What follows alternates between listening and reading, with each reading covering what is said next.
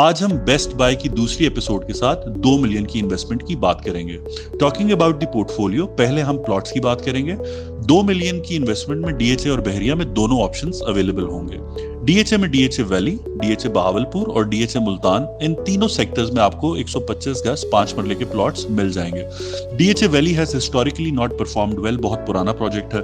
DHA Bahawalpur is the slowest DHA, so I would vouch for DHA Multan, जहां आज आपको P और क्यू सेक्टर में 17 लाख रुपए से 20 लाख रुपए में 5 मरले का प्लॉट मिल जाएगा।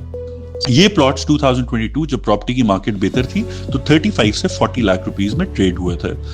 अगर हम बहरिया की बात करें तो आज बहरिया में अच्छी लोकेशन के पोजेशनेबल प्लॉट्स आपको 17 से 20 लाख रुपए में मिल जाएंगे। ये प्लॉट्स भी तकरीबन 4 मिलियन से 4.5 मिलियन 45 लाख रुपीस तक ट्रेड किए गए थे। अगर मैं एंटिसिपेशन अपनी दूं तो थोड़ी सी मार्केट बेहतर होते ही ये डीएचए का प्लॉट 30 लाख रुपीस और बहरिया का plot 35 lakh rupees, because Bahria में वॉलेटिलिटी ज्यादा है।